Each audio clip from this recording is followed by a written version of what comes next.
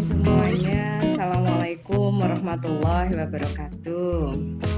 Adik-adik mahasiswa yang berbahagia, saya selalu senang kalau bersama mahasiswa.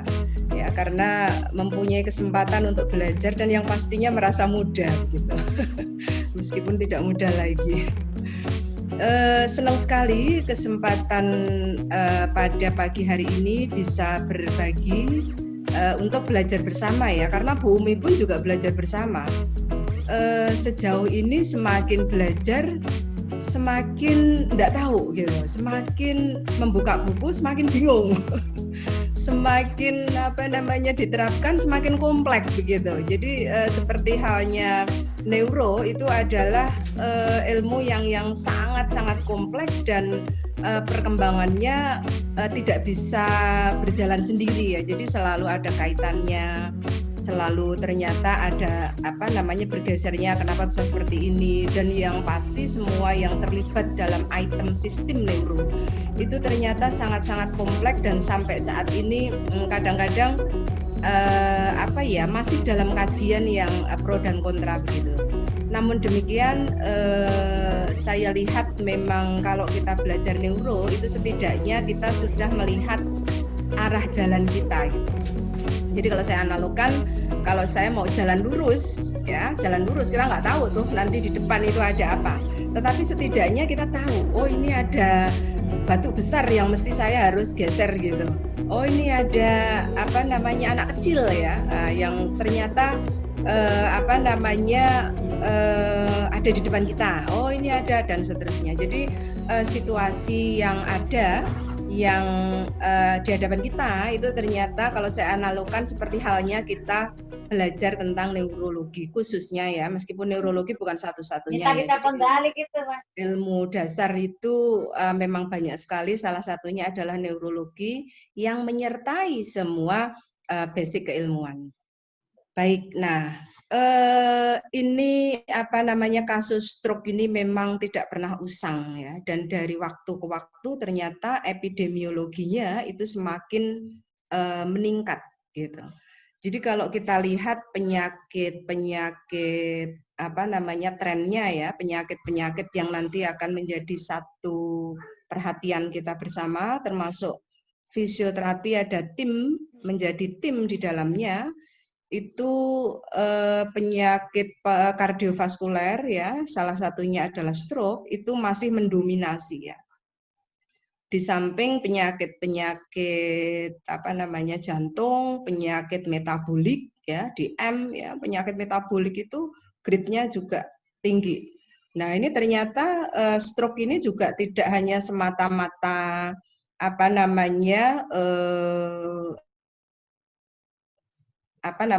pecahnya pembuluh darah dan seterusnya ataupun iskemia ya, tapi ternyata juga et causanya atau yang membuat parah itu sesungguhnya banyak penyakit penyerta ya. Salah satunya adalah penyakit metabolik.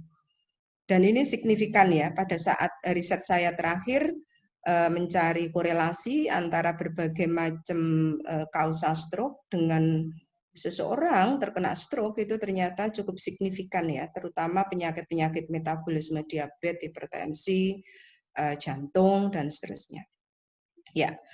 Nah, pada kesempatan kali ini saya diminta kemarin memang untuk share belajar bersama terkait dengan konsep fungsional neuroscience dan neurokognitif di dalam tema besar fungsional neuroscience holistic approach dan rehabilitation in patient with stroke. Jadi memang ini saya kira tidak bisa dibicarakan hanya 1 minggu, 2 minggu, 3 bulan, bahkan mungkin bertahun-tahun akan selalu berkembang. Nah, pada kesempatan kali ini Bu Umi diminta untuk menjelaskan konsep fungsional neuroscience dan neurokognitif. Saya berharap ini enggak membosankan ya, karena ini teori konsep dasar yang memang nanti mungkin kalau Bu Umi analogkan akan menjadi cakar ayam sebuah rumah begitu. Ya, jadi rumah itu kokoh, itu kelihatan indah, bagus, baik gitu. Itu tidak hanya kita lihat dari aksesorisnya yang baik, tetapi bagaimana cakar ayamnya ini kokoh. Nah, salah satu basic untuk memahami case termasuk stroke itu adalah neuroscience begitu.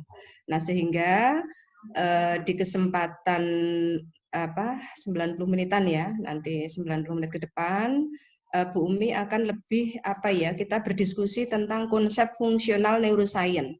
Ya, jadi namanya konsep itu nanti ada di dalam otak kita berpikir, kita melihat fenomena yang terjadi seperti itu, perjalanannya seperti itu, sehingga kita akan membuat suatu telaah atau analisis untuk membuat satu simpulan. Ini kenapa, mau saya apakan, dan dikasih apa, begitu. Sehingga nanti endingnya, hasil akhirnya, itu memang sangat bervariatif. Itu tergantung dari telaah dan analisis kita, dari basic teori ini. Ya, salah satunya adalah neuroscience dan neurokognitif. Ya. Semoga tidak membosankan.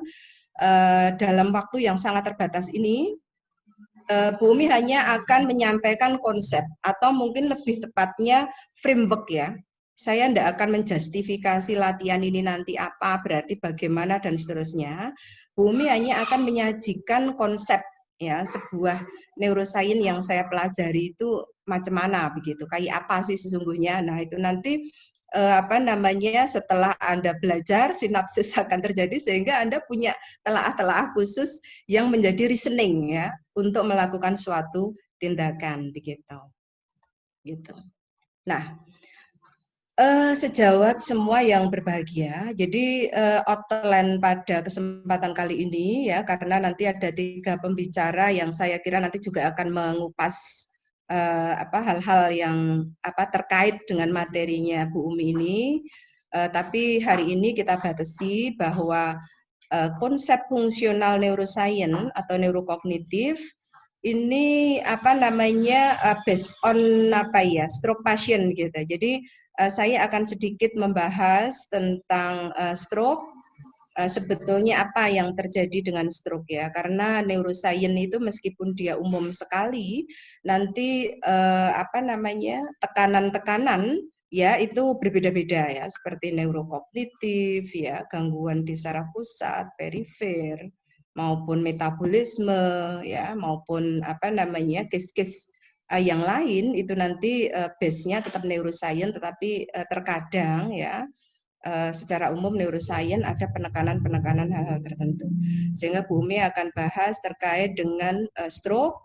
Sebetulnya tahapan perbaikan stroke itu kayak apa ya, sehingga kita nanti akan tahu ya, kita linkkan ya, kita cari benang merahnya antara tahapan perbaikan stroke ini dengan sesungguhnya functional neuroscience ya, itu bagaimana neurokognitif dari sisi bagaimana saraf itu berkontribusi, bagaimana saraf itu bekerja, bagaimana saraf itu bisa kita rangsang, bagaimana saraf itu bisa optimal ya, sehingga nanti kita akan match antara apa yang terjadi pada case ya, salah satunya stroke, dengan apa yang terjadi dari sisi functional neuroscience gitu. Sejawat semua perlu saya ingatkan, sesungguhnya ending kita sebagai satu tim kesehatan ya, itu adalah bagaimana pasien kita itu bisa eksis kembali ya, bisa eksis kembali, baik quality of life-nya maupun well-being ya. Jadi tidak hanya dari sisi dia bisa bekerja, dia bisa kembali beraktivitas mandiri ya, tetapi sesungguhnya jauh outcome yang perlu kita perhatikan adalah apakah pasien kita itu masih menikmati kebahagiaannya gitu ya, termasuk hobi-hobinya dan seterusnya, menjadi satu hal yang penting ya saya kira. Jadi kalau saya ilustrasikan ya, kalau ada sebentar saya tak, sorry. Sebentar ya, mana ya untuk pointer itu? Pointer, ya. Kalau saya ilustrasikan di sini ya, kalau orang sudah stroke itu kan identik gangguan saraf pusat, di mana ada gangguan di ranah otak ya, ranah otak dan bagiannya tertentu ya. Saya tidak akan mengulangi ini anatomi yang 2 SKS pada saat Anda kuliah ya. tapi yang pasti kerusakannya memang di sini ini, di otak sini ini, ya khususnya di apa namanya, kalau tadi Pak Pram bilang apa namanya di premotor area, sensori motor area, ya kajiannya kita lebih ke movement, ya memang betul karena kerusakannya adalah di segmen di sini ini, baik di apa namanya somatomotor cortex, somatosensori di lobus frontalis dan seterusnya banyak ya. Dan nanti imbasnya ternyata salah satunya itu adalah gangguan movement ya yang menjadi kajian forma kita. Termasuk salah satunya motoriknya ini kalau saya contohkan menulis. Kenapa dia bisa menulis? Ini tidak hanya semata-mata kekuatan ototnya bagus ya, tetapi sesungguhnya dipengaruhi dari pusat. Dipengaruhi dari pusat sini ini ya, yang mengatur inilah pada kesempatan kali ini kita akan melihat sebetulnya apa yang terjadi di sini ini sehingga imbasnya itu sampai ke perifer. Gitu ya. Baik, jadi setidaknya ada 3 hal yang akan kita diskusikan saat ini, yaitu terkait dengan kerusakan jaringan pasca stroke secara umum, dan kita akan mengintip sebetulnya pasca stroke itu apa yang terjadi nanti ya, tahapan perbaikan. Dan yang ketiga adalah kita cari benang merahnya, sebetulnya konsep fungsional neuroscience yang nanti akan menjadi base atau pijakan menjadi reasoning untuk melakukan treatment yang nanti akan disampaikan pembicara berikutnya itu bagaimana ya. Jadi kajiannya 3 hal itu. Ini video ringan yang mungkin nanti akan memberikan gambaran kepada kita, meskipun Bu Umi juga tidak akan membahas ini detail ya, karena apa namanya terkait dengan jalur-jalur pembuluh darah ini kompleks ya. Kita saksikan sebentar. Ya, jadi apa namanya stroke itu sebetulnya apa namanya adanya gangguan pada tadi yang Anda lihat warna coklat tadi adanya degenerasi karena adanya kerusakan. Mari kita lihat, sesungguhnya mestinya bagaimana normalnya. Ya. Nah, dia akan diberikan nutrisi yang berupa O2 dan glukosa yang dibawa dalam pembuluh darah akan masuk ke semua segmen jaringan yang ada di otak. Ya, jadi makanan otak kita itu adalah glukosa dan O2. Ya, normalnya 30 kurang lebih 30 sama 50 mili itu harus tersedia dalam 100 cc darah. Nah, yang normal ya Anda lihat, nah, kalau misalnya ya ini salah satu apa namanya contoh. Di situ ada satu sumbatan, entah itu karena kolesterol, massa, plak dan seterusnya. Ini akan membuat apa namanya diameternya pembuluh darah itu tertutup, yang selanjutnya nutrisi yang mestinya diberikan ke seluruh jaringan itu akan terhambat. Kita bisa melihat bahwa apa namanya sumbatan yang terganggu ini dicontohkan adanya trombus. Ini nanti tentu saja akan mempengaruhi jaringan atau segmen yang ada di sebelah perifernya. Anda lihat, dia menghitam semacam itu ya. Ini menandakan bahwa kerusakan jaringan ya, terutama juga sel yang ada dalam komponen jaringan itu nanti akan terganggu. Anda lihat, bisa juga sebetulnya sumbatan ini berupa emboli yang datang dari apa namanya pangkal ya, misalnya dari jantung atau apa lemak, plak dan seterusnya.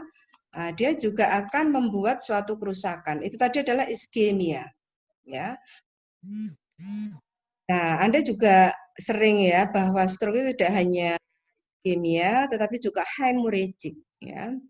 Hemorrhagic ini fenomenanya karena terjadinya pembuluh darah yang pecah. Anda lihat ya apa namanya terurai pecah semacam ini, banyak sekali apa namanya darah keluar menggumpal dan nanti akan mempengaruhi jaringan yang ada di sekitar situ.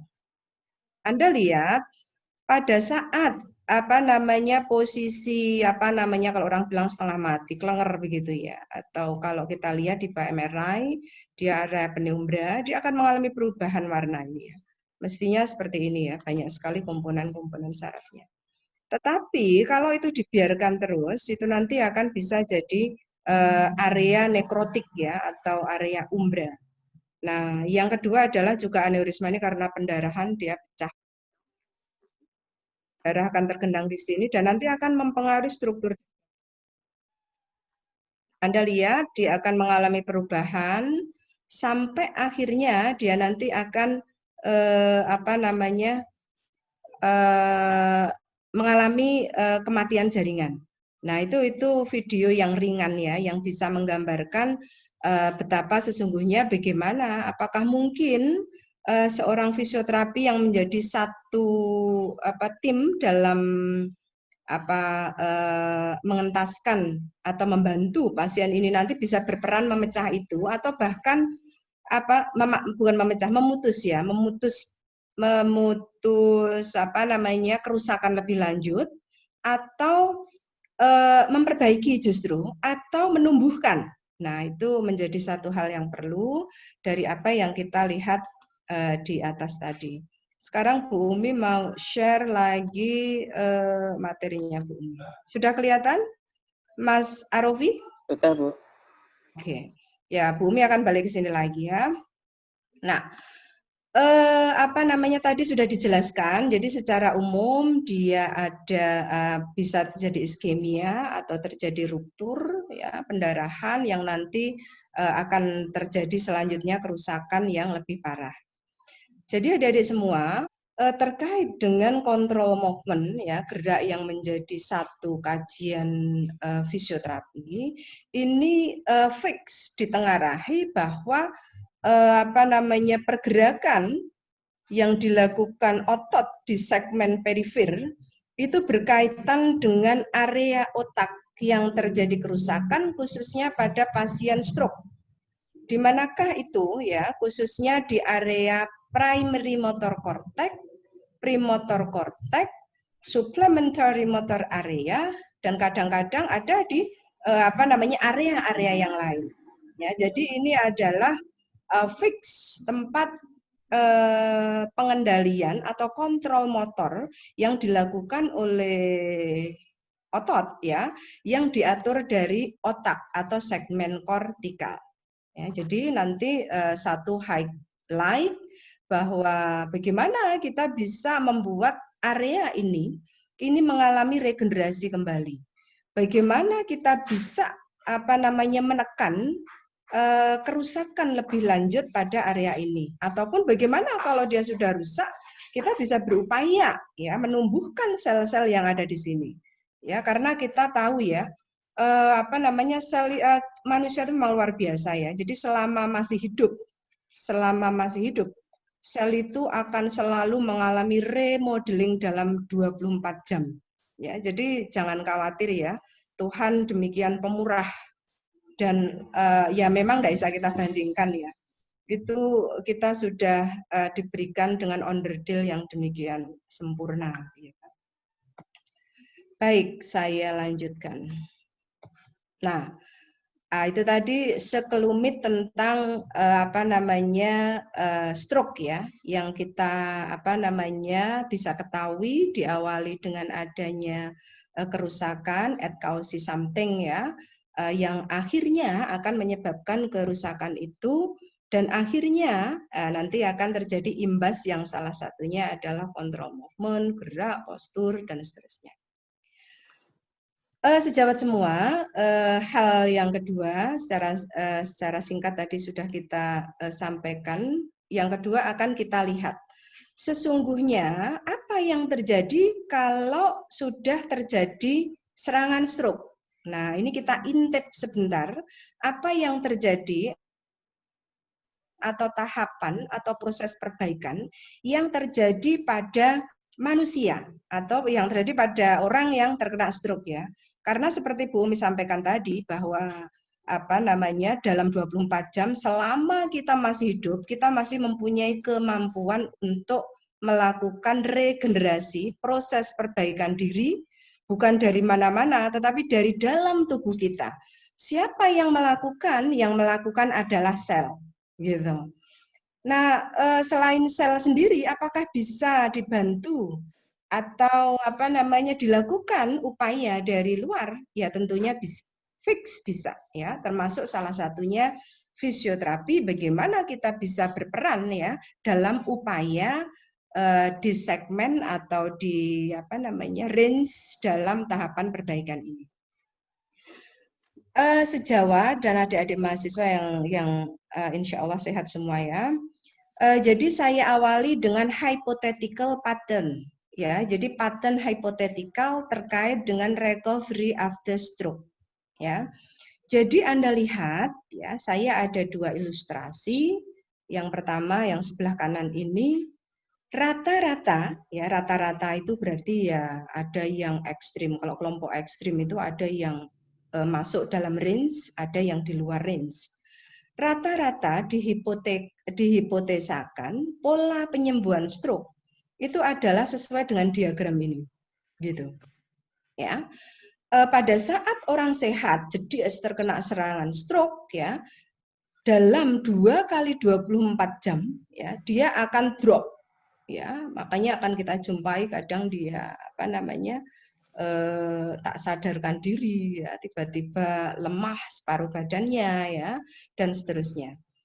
Nah, kita perlu tahu ya sesungguhnya apa yang terjadi setelah serangan stroke itu terjadi. Di sini bisa memberikan informasi kita bahwa tahapan dari waktu ke waktu mulai dari hours, days, week, bulan, tahun, bahkan sampai bertahun-tahun, itu ternyata rata-rata akan mempunyai pola penyembuhan yang semacam ini, ya, diagram linear semacam ini. Nah, di sini disebutkan secara umum spontaneous neurological recovery.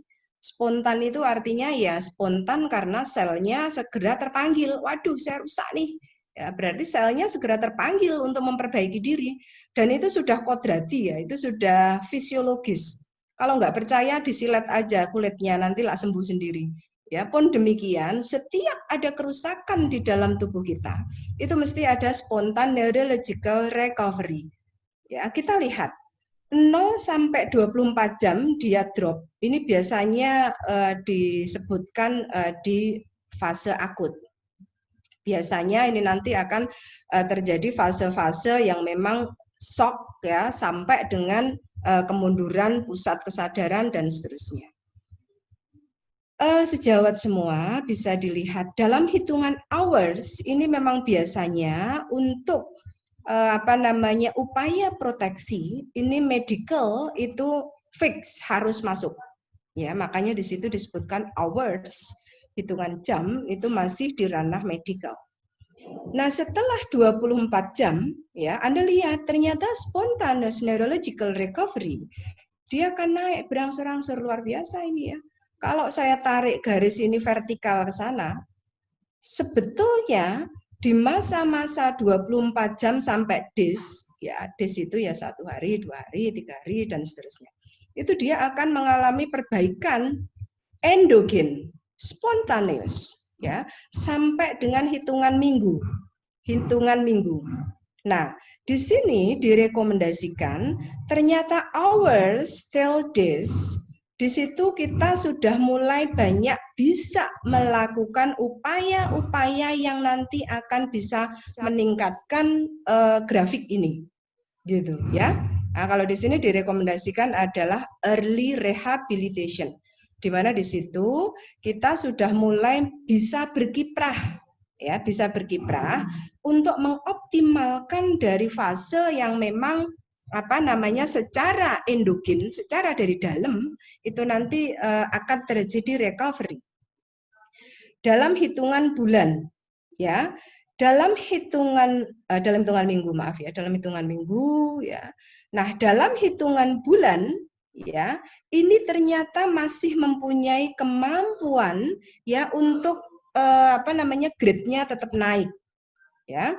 Nah, di sini disebutkan, Anda lihat yang kuning D sampai week itu ternyata restoring impairment ya, ini bisa kita mulai ya. Jadi apa namanya, mengembalikan berbagai macam kelemahan itu bisa kita mulai dengan berbagai macam aktivitas yang ringan sampai dengan minggu. Asal ini loh ya, tanda petik apa namanya, rambu-rambunya apa begitu ada, cuma Bu Umi tidak akan bahas di sini ya. Bu Umi hanya akan mencari benang merah antara hypothetical pattern dengan nanti konsep dari apa, fungsional neuroscience.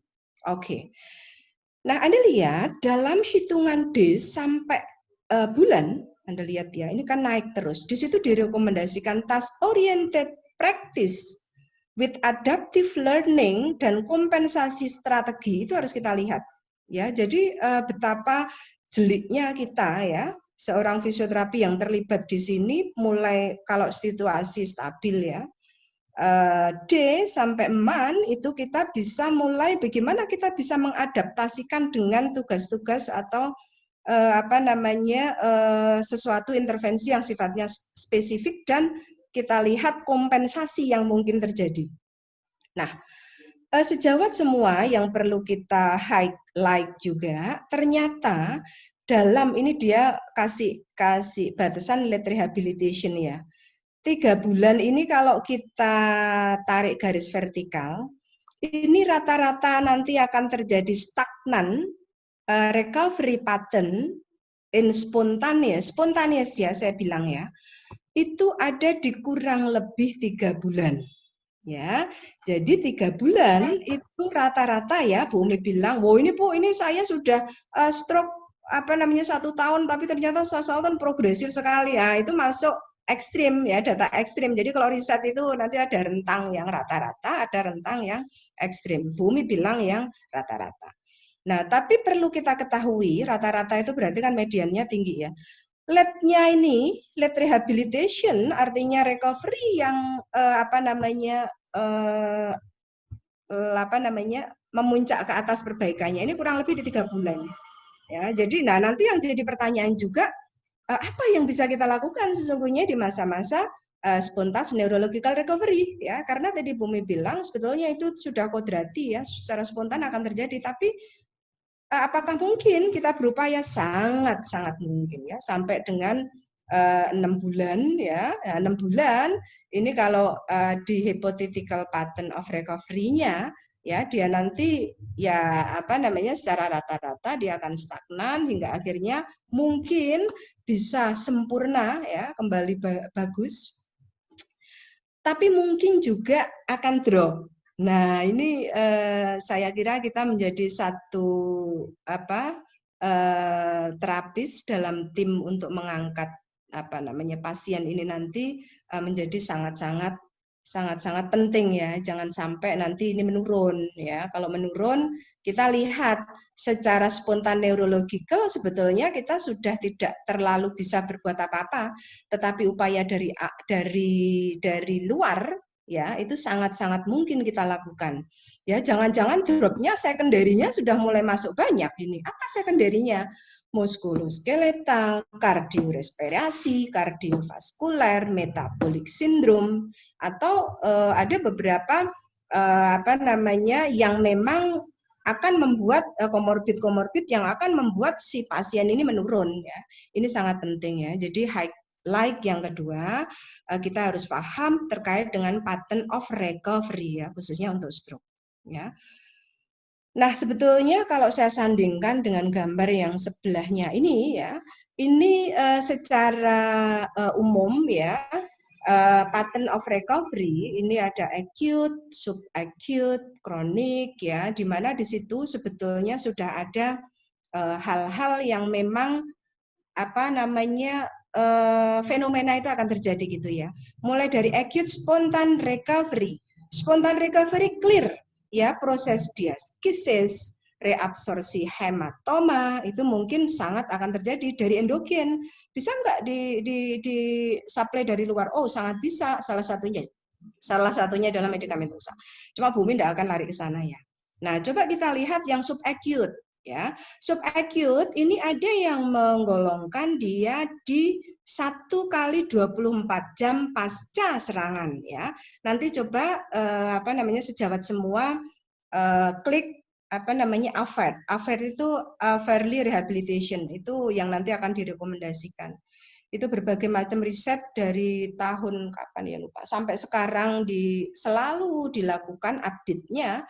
Itu bagaimana yang terakhir merekomendasikan ternyata early mobilisasi itu khususnya untuk fisioterapi ya, saya tidak ngomong yang lain-lain, itu 1 kali 24 jam pada saat kondisi stabil itu kita memungkinkan memberikan intervensi. Base-nya apa? Base-nya ya tadi neuroscience, functional neuroscience. Karena pada subacute di sini ini clear ya, terjadi true recovery. Ya, akan mungkin terjadi perbaikan pergerakan ya, yang nanti indikatornya adalah perbaikan fungsi gerakan sebagai satu kajian forma kita itu clear ya. Bagaimana Bu Umi bisa katakan clear? Karena Anda bisa lihat ya dari brain mapping ya, dari nerve sprouting ya, dari berbagai macam marker biologi molekuler yang bisa kita lihat.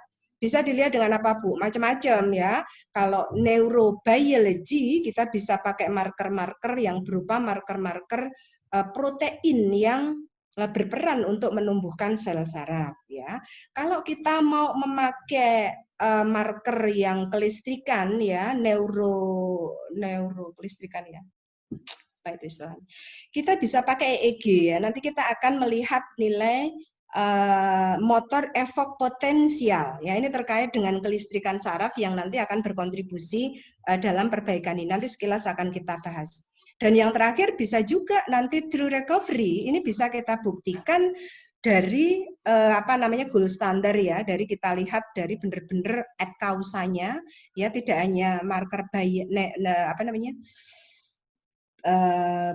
neurobiologis, neurokelistrikan tadi, dan terakhir adalah imaging ya. Jadi kita lihat dari tampilan MRI ya, CT scan dan seterusnya menunjukkan adanya perbaikan ya, perbaikan jaras-jaras ya, khususnya dengan melihat perjalanan white matter, gray matter dan seterusnya. Clear di situ ada. Nah, ini terjadi sebetulnya true recovery ini tidak hanya di subakut, posakut sudah mulai terjadi. Ya, hingga akhirnya kita lihat tadi ya, kita sandingkan di sini sebetulnya D sampai MAN itu sudah mulai terjadi kompensasi-kompensasi. Mobilisasi, early mobilisasi harus sudah kita lakukan dari awal ya, karena kenapa? Di kronik pun ini proses masih terjadi. Anda lihat di situ sudah mulai ada kompensasi ya. Kompensasi itu mulai sekunderinya tadi mungkin sudah mulai nampak ya, ada komorbid, muskuloskeletalnya ada mendominasi juga, ternyata dilalah punya jantung juga, ada DM juga ya. Ini nanti akan sangat-sangat mengganggu ya. Dan ini harus kita lihat ya nanti sebagai satu kajian problematika secara komprehensif ya. Jadi kompensasi yang mungkin terjadi ini tidak hanya di fase kronik, subakut, akut ini sebetulnya sudah mulai terbentuk ya. Sudah mulai sehingga kita bisa potong sebetulnya dari hitungan hari sampai MAN ini tadi. Gitu. Ya. Untuk apa Bu? Ya ini untuk mencegah dari maladaptif dan perubahan biomekanik. Ya, apa yang bisa kita lakukan banyak ya. Saya tidak akan mengupas kemana-mana. Salah satunya adalah movement stimulus ya dari berbagai macam yang ada di tempat kita punya. Nah, itu nanti bisa kita manfaatkan. Ya, itu salah satu modal fisioterapi punya. Ya, nanti akan kita kaitkan benang merah dengan neuroscience, functional neuroscience tadi. Gitu. Oke. Nah, sejawat semua, semoga tak terlalu confuse ya, karena ini kita harus mulai terbuka ya. Kita sekarang sudah profesi, sebentar lagi ada master ya, nanti bergaining kita sama sejawat yang selevel itu setidaknya kita bisa membuka wawasan tentang apa yang kita lakukan. Sejawat semua, jadi apa sih sesungguhnya yang terjadi pada fase-fase ini tadi, ya?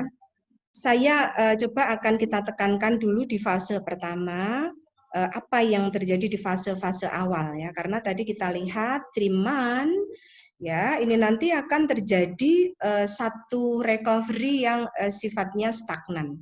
Ya, tapi apa yang terjadi sesungguhnya pada fase-fase awal dan clear fisioterapi bisa masuk di sini. Ya, clear fisioterapi bisa masuk di sini. Mari kita lihat yang merah. Pasca serangan ya, 0 hours sampai 1 day ya, itu di situ ada cell death ya, metabolic depression ya, akan terjadi proses shock ya, shock biology ya, ada maladaptive biology proses karena adanya drop energi ya, karena adanya trauma, masih inflamasi dan seterusnya. Nah, ternyata efek-efek dari decreasing of energy tadi ya, yang menyebabkan depresi metabolik, ini ternyata juga akan memicu rhokinase activity untuk menghambat pertumbuhan dari myelin, ya, myelin derivat neuroid, ya, atau axonal growth inhibition. Jadi aksonal ini nanti kan yang akan meneruskan rangsang, ya, yang akan meneruskan rangsang sehingga signal antara sel saraf yang nanti akan menyampaikan ke sel saraf yang lain sehingga terbentuk pathway itu dihambat begitu loh ya. Nah, ini juga penting ya. Jadi kenapa kok kita melatih, wow hebat nih perkembangannya bisa bergerak, bisa ini ya. Itu sesungguhnya esensinya sebetulnya dari sini ini ya. Ya cuma enggak kita lihat ya, karena perbaikan di ranah molekuler itu outcome-nya itu yang bisa kita lihat adalah outcome klinik ya, yang bisa kita lihat hasilnya yang nampak oleh mata begitu. Nah, yang merah ini dari cell death, metabolic depression, ya, inhibisi axonal growth ini itu memang terjadi. Tetapi kita harus punya positive thinking, sejawat semua. Di balik itu ternyata kita masih mempunyai berlian ya, yang mungkin akan kita jadikan modal. Apa itu? Anda bisa melihat sisi abu-abu, biru, dan hijau ya. Ternyata pada saat dia jeda serangan pasca stroke, ini ada fase yang abu-abu itu. Apa itu? 1, gliogenesis sudah mulai terjadi mulai dari hitungan hari. Ya, apa itu gliogenesis? Saya nggak akan terangkan panjang lebar. Anda tahu bahwa sel saraf itu komponennya 2 ya. Ada neuron, ada neuroglia. Neuroglia ini adalah sel-sel yang akan membantu keberadaan neuron ini. Apa saja itu? Astrosit, oligodendrosit, sel Schwann, mikroglia, epindema, dan lain sebagainya. Yaitu pengaruhnya sangat-sangat bagus, sangat-sangat ya tidak bisa diabaikan ya. Nah, itu kalau ibaratnya ya menteri begitu ya. Presiden tanpa menteri tidak bisa ya. Nah, gitu. Jadi astrosit salah satunya apa? Dia berfungsi sebagai mempagosit berbagai macam limbah-limbah sisa inflamasi dan seterusnya. Oligodendrosit dia bisa melingkupi mielin sehingga mempunyai kemampuan untuk memberikan loncatan-loncatan listrik sehingga konduktor itu sampaikan demikian sempurnanya dan lain sebagainya ya. Saya tidak akan bahas di situ. Yang kedua, Anda lihat angiogenesis. Angiogenesis ini menjadi satu hal yang hukumnya wajib terjadi. Karena kenapa? Angiogenesis ini nanti yang akan memberikan nutrisi. Angiogenesis itu proses perubahan atau proses pertumbuhan pembuluh darah baru. Nah, Anda bisa bayangkan ya, siapa yang memasok makanan kita ya. Yang memasok makanan kita yang komponen yang ada dalam pembuluh darah, yang membawa pembuluh darah. Kalau jalannya dibikin bagaimana? Ya akhirnya nanti ini akan membawa efek yang baik. Angiogenesis sudah mulai terjadi dan bisa Anda lihat, ini hitungan days. Hitungan days. Nah, sekarang masalahnya Anda tanya, apa yang kita lakukan? Ini sesungguhnya membawa imbas enggak sih untuk proses angiogenesis? Itu menjadi satu hal yang penting ya. Oke.